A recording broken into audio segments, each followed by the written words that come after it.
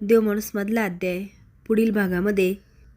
गोपाळाने आर्याला एकत्र बघून आता मात्र लाली जास्तच क्रूर होते. तर नक्की काय घडलेलं असतं चला तर बघूया. अचानक दरवाजा वाजल्यामुळे आर्या आणि गोपाळ घाबरून बघायला लागतात. तर समोर ऋत्विक उभा असतो. त्याच्या डोळ्याला बांधलेलं असतं आणि तो हौसात त्याला शोधत असतो. आता गोपाळ त्याला बरोबर वाटी लावतो.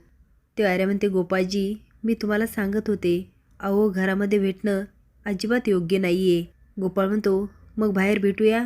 ती म्हणती, दादा. गोपाळ म्हणतो, काही नाही होणार. ती म्हणती, बरं. तो म्हणतो, थांबा. ती म्हणती, का? तो म्हणतो, अहो बाहेर कुणी आहे का बघतो. आता बाहेर डोकतो आणि म्हणतो, जा.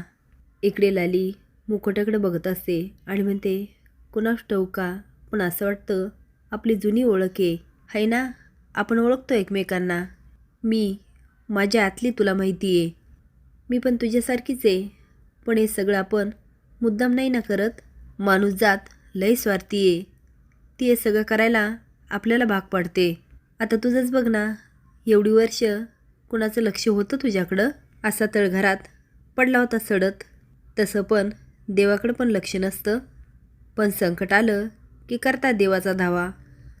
पण आता देव पण संकटातून वाचू शकत नाही हे जेव्हा त्याला कळलं ना, तेव्हा तो तुझ्यासारख्या सैतानाचा पण धावा करायला मागे पडत नाही. आणि जेव्हा तुझं काम झालं ना, तेव्हा तू परत एखाद्या पडीक जागीत अडगळीत इकडे तिकडे बघत म्हणते, अशा तळघरात. मग तू इथंच बसायचं तळघरात. हसत म्हणते, पण तू अजिबात काळजी करू नकोस. मी आली ना, आता मी तुझी खूप सेवा करणार आहे. तुला असं छान सजवणार आहे ना, इतकं छान कुणी पण बोलेल, ए काय डेंजर दिसतोस तू. सेम टू सेम हैवान सैतान माझ्यासारखा.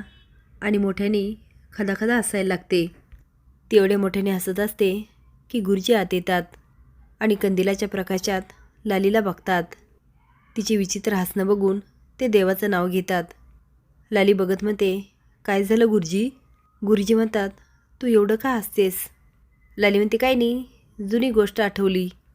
तुम्हाला काय वाटलं, या राक्षसाच्या मुकुट्याने मला पछाडलं की काय. गुरुजी म्हणतात, नको असं बोलू नको.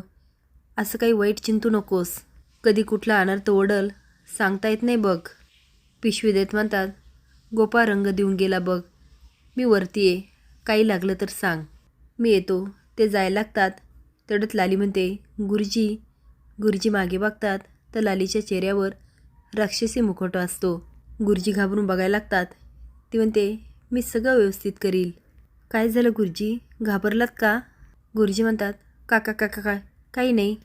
ते निघून जातात. लाली पुन्हा मुखवटा बघत असते.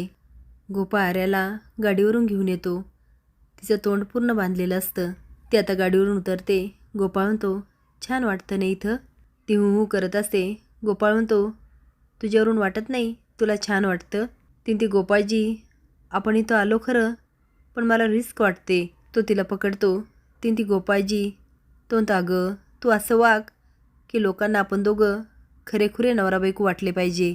बिंदास राहा. आणि सर्वप्रथम ते चेहऱ्यावरचं स्कार्फ काढ बरं. थांब मीच काढतो. तो आता स्कार्फ काढून म्हणतो, वाव किती छान दिसतेस. ती गोपाळजी, पण दादा. तो म्हणतो, अगं आपण इथे दादाबद्दल बोलायला आलो का. ती नाही म्हणून मान हलवते. तो विचारतो, भेळ खाणार. ती आता स्माईल करून हो म्हणून मान हलवते. आता दोघं पण भेळ घेतात आणि मस्त गप्पा मारत असतात. गोपाळ म्हणतो, तू अशी सुंदर दिसते ना म्हणून मला भीती वाटते. ती भीती का. तो म्हणतात, हेच बघ ना, तू गावामध्ये आली, तुपाचा बिझनेस चालू केला, पण काय झालं. अरे म्हणते, जाऊ द्या, तो विचारच सोडून दिला. गोपाळ म्हणतो, आणि पैशाचं काय. तू जे लोन काढलं त्याचं काय करणार. अरे म्हणते, माहीत नाही मला. तो आता विचार करायला लागतो. ती गोपाळजी काय विचार करता. गोपाळ म्हणतो, तुझ्याबद्दलच. तुला कशी मदत करता येणार. मी काय म्हणतो, आर्या तू एक काम कर, तुझ्या बँकेचे डिटेल्स सगळे मला दे. मी बघतो कर्ज काही मिळतं की काय. त्याने काय होईल, तुला मदतच होईल. आता आर्या विचारत पडते. तो म्हणतो, काय झालं, माझ्यावर विश्वास नाही. ती काय गोपाळजी, तसं खरंच नाही, पण मला आहे ना थोडा विचार करायला वेळ द्या. तो म्हणतो, हवा तेवढा वेळ घे. ती गोपाळजी असं वाटतं तुम्हाला मिठीच मारावी. तुम्ही माझ्याबद्दल किती विचार करताय. तो मिठी मारायची. चल मग. तो आता गाडीवर बसतो आणि जोरात ब्रेक दाबतो. आता आर्या त्याच्या अंगावर पडते. इकडे रंजी म्हणते, काय गं फुलाबाई, कोणासाठी डबा भरते? फुला म्हणते, लालीसाठी. ती म्हणते, काय गरज आहे? ती म्हणते, गरज नाही म्हणजे लालीला जेवण नको होय? रंजी म्हणते, काय गरज नाही. तिथं जायचं आणि पनवती घरी घेऊन यायची. आणि तुला जायचं असेल तर परत नाही यायचं. फुलाबाई म्हणते, हे सांगणारी तू कोण? ह्या घरामध्ये मी आधी आले. रंजी म्हणते, होय ग होय, पण तुला पोर होत नव्हतं म्हणून मला आणलं. फुलाबाई म्हणते, होय, पण मी तुला कधी बाहेर काढू शकते. आणि तुला जर या घरात राहायचं असलं तर गप राहायचं. आता फुलाबाई तिला बरंच काही बोलते आणि निघून जाते. रंजी तर अक्षरशः तोंडाला हात लावते. इकडे जित्या आणि मंग्या लकीच्या टपरीवर असतात. लकी चहाची भांडी घासत असतो. तेवढ्यात गोपाळ आणि आर्या येतात. पण गोपाळ मात्र अंधारात गाडी थांबवतो आणि आर्याला म्हणतो, मी आलोचा. तो आता जातो आणि दुकान उघडतो. जित्या म्हणतो, ए गोपाळ, एवढ्या रात्री दुकान का उघडतोय? गोपाळ म्हणतो, अरे तू उत्सव आला ना, जरा काम वाढलंय म्हणून म्हटलं थोडंसं काम करावं. तेवढ्यात आर्या तोंडाला बांधून येते. गोपाळ म्हणतो, या या, तुमचं माप घेतो.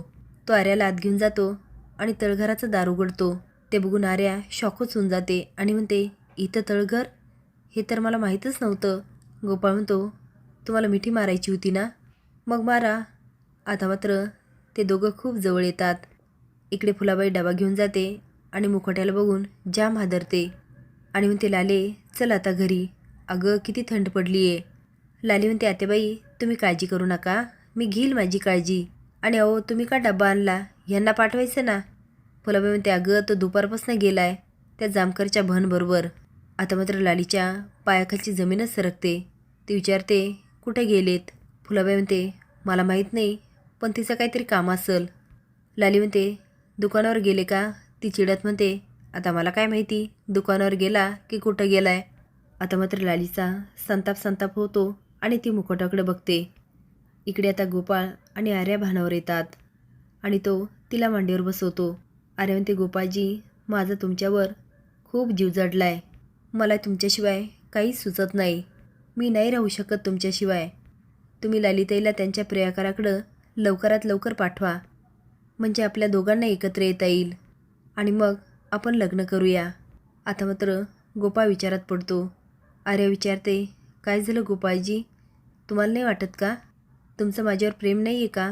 गोपाळ म्हणतो, आर्या अगं असं काय बोलते? तिला मिठी मारत म्हणतो, माझं तुझ्यावर खूप प्रेम आहे. मनात म्हणतो, ही आर्या पण एकदम टिपिकल बायकासारखी वागायला लागली आहे. मला हेच कळत नाही, ह्या बायकांना लग्न काय करायचं असते? एकदा का हिच्याकडून पैसे काढून घेतले मग हिचा रामनाम सत्य. तुम्हाला काय वाटतं, ही आर्या त्याच लायकीची का? हे कमेंट बॉक्समध्ये नक्की सांगा. नवीन अपडेट जाण्यासाठी लाईक आणि सबस्क्राईब करा. धन्यवाद.